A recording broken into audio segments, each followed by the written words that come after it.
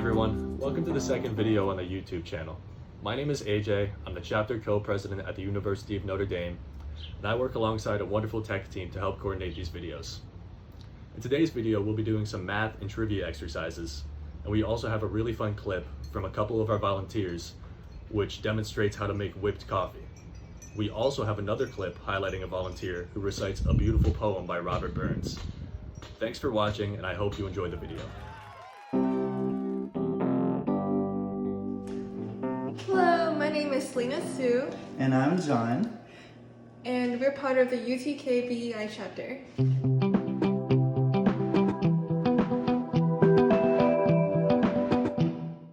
Okay, so today we're gonna try to make whipped coffee for the first time. We got our ingredients. So we have instant coffee, sugar, and hot water. So we're just gonna put 2 tablespoons of each. And this time, since we like evaporated milk better, we're gonna try to use this as our milk instead of the original milk that they use. That's what he's doing.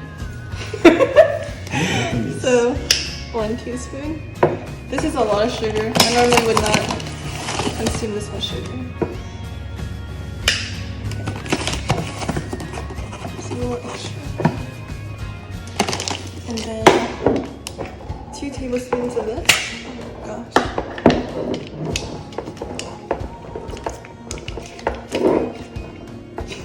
Can you open it? Okay. Oh wait, I got it. There you go.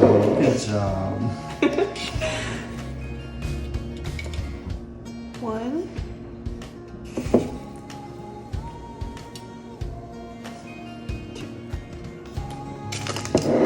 Do you want to add 2 tablespoons of hot water? Sure. No, just leave it closed. Okay, so Okay, be careful.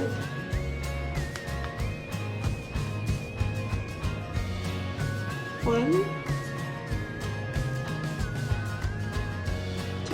2, 3. So now it looks like this. I like this. No, this is the hard part. The fun part that Since we she's only- gonna do.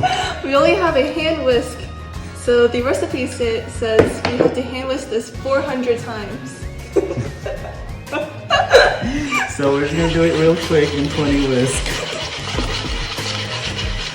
Since she's so good at it, I'm gonna let her do most of the work.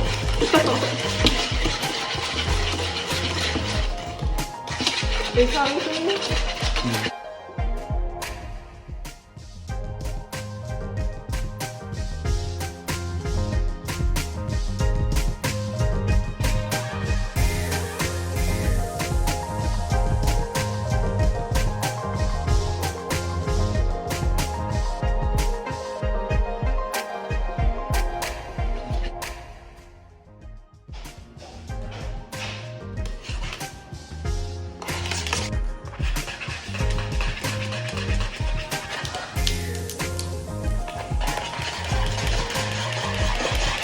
We're gonna put some ice cubes. So we're gonna add half of this. More. More. Oh my gosh. More.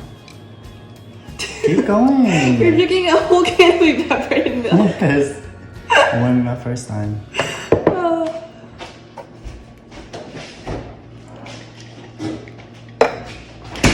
Now just hang it with full milk.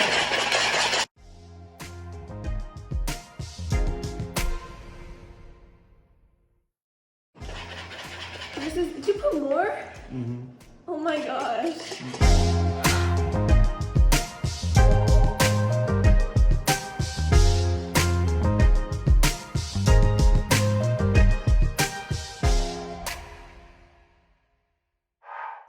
I like that.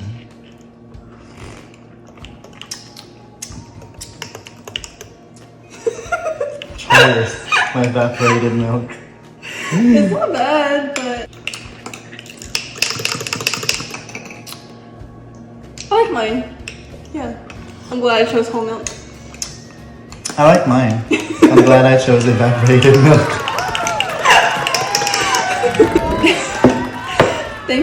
so much for watching us, and I hope you guys stay healthy and have fun during quarantine. Bye. Bye! It's not bad.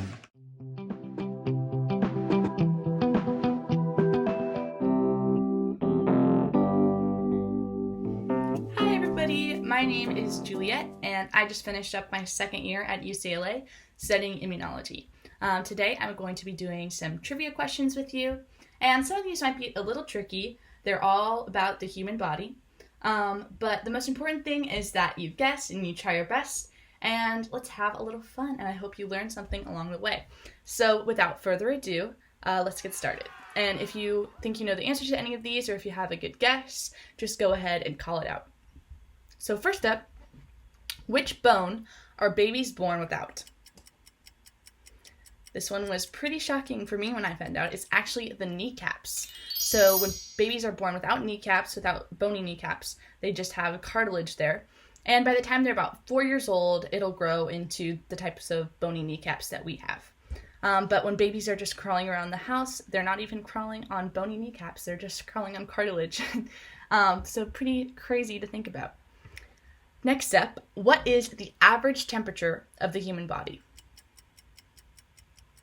And this one is 98.6 degrees Fahrenheit. What is the strongest muscle in the body? This one might be a little shocking. The masseter muscle in the jaw. It's a tiny little muscle at the back of your mouth, but it can exert over 200 pounds of force on your molars whenever you bite into something. So pretty strong tool we have sitting around back there. How many teeth does an adult usually have? And the answer to this one is 32 teeth. But that obviously varies a lot because people lose teeth, and some people are born with extra teeth. I personally was born with one extra tooth, fun fact. But that is the average, 32 teeth. About how many times a day do we blink our eyes? This one is about 20,000 times a day, depending on what we're doing. So when we're reading, we usually blink a lot less or focusing on anything. But if we're having a conversation, we're going to be blinking a lot more. And obviously when we're sleeping, we don't blink at all. So the less you sleep, the more you blink. Next up, we have our true or false question. True or false, when you breathe through your nose, the air flows through both nostrils evenly. And this one is actually false. So even though it might feel like the air is flowing through both of them, and we're definitely not consciously thinking like air is only flowing through one nostril, normally air only flows through one nostril at a time, and it will switch off every couple hours. And that is definitely something I didn't know before. What percent of an average person's body weight is their skin? And this one is about 15%. So the skin is the largest organ in the human body. So even though it's pretty thin, it can make up quite a bit of our body weight. How much does one's hair grow in a year? And the answer to this one is about 6 inches. But that obviously varies a lot, depending on the individual. What is the longest period of time a human has ever stayed awake? This one is pretty crazy, about 11 days, which was about 264 hours. And actually, this happened because a 17-year-old boy in the year 1965 wanted to see how long he could stay up for his school science fair. And anyone that stays up that long might experience hallucinations or cognitive dysfunction, but as long as people get time to have recovery sleep, they end up just fine and there's no long-term effects. How many dreams do we have per night? And the answer to this one is 3 to 5 dreams, but we can have up to 7. So obviously we forget most of these right after they happen. We'll only remember them occasionally, but we are dreaming pretty much every night. What is the longest recorded human lifespan? This one is 122 years, and it was achieved by a French woman named Jeanne Calment. And she lived a pretty fun life, that lasted a very long time. How old is the oldest living person on Earth? The answer to this one is 117 years old. And let's just do one last one. How many bones are there in the adult human body? The answer to this one is 206 bones. So thank you so much for participating in this trivia with me today. I hope you had fun and that you learned something. And I'll see you all again in a few minutes to do some math. Thank you. Hi, my name is Yuzachi Nwoko. I'm from Harvard University, and I would like to read a poem by Robert Burns called A Red, Red Rose. Oh, my love is like a red, red rose that's newly sprung in June.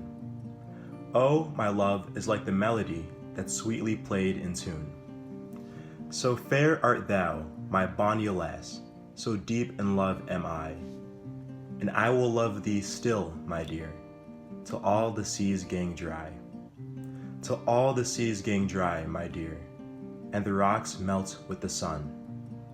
I will love thee still, my dear, all these sands of life shall run. And fare thee well, my only love, and fare thee well a while, and I will come again, my love, though it were 10,000 mile. Thank you for listening, and have a great day.